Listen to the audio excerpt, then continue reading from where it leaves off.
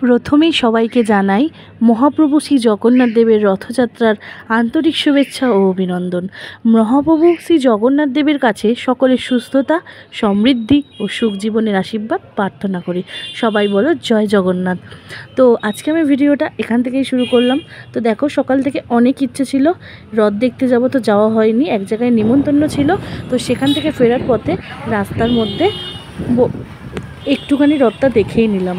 ওই যে বলে না, মনে ইচ্ছে থাকলে হয়ে যায়। তো দেখো, আসার পথে দেখলাম রথ নিয়ে সবাই টেনে যাচ্ছে। তো আমিও মহাপ্রভুর দর্শনটা পেয়ে গেলাম।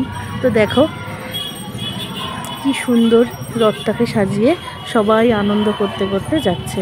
তো অনেক চেষ্টা করলাম যাতে একটু দড়িটা ধরা যায়, কিন্তু প্রচণ্ড ভিড় ছিল।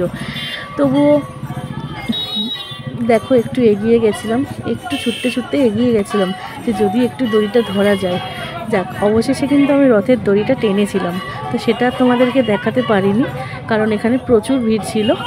তো দেখো, তারপরে এখানে এই যে আমি এগিয়ে গেছিলাম, একটু দড়িটা ধরেছিলাম।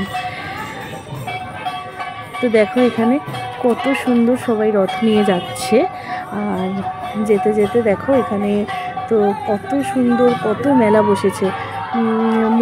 মনটা তো খুব যেতে ইচ্ছা করছিলো, বাট এক জায়গায় গেছিলাম তাই জন্য যেতে পারিনি।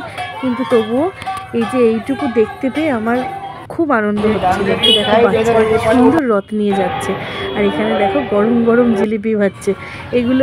এই সিনটা দেখো, সবই বাইকে বসে তোলা। ওই যেটুকু যাওয়ার পথে তুলতে পেরেছি ওটাই। এইটুকুর মধ্যেই রথ দেখা, একেবারে প্রপারলি মেলায় গিয়ে আজকে আর রথ দেখাটা হয়নি। তো দেখো দূরে ওই যে ক্যামেরাটা, ওখানে পাঁপড় ভাজছে। আর দেখো এখানে আরও একটা রথ।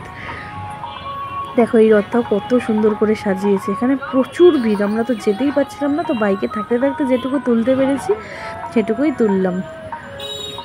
যাক, মনের ইচ্ছেটা যে পূরণ হয়েছে, রথ দেখতে যাব, সেটা হয়েছে। যতই যেতে না পারি, এই মহাপ্রভুর দর্শন পেয়েছি, এটাই আমার কাছে অনেক। তো দেখো, তো চলে এলাম রথ দেখে।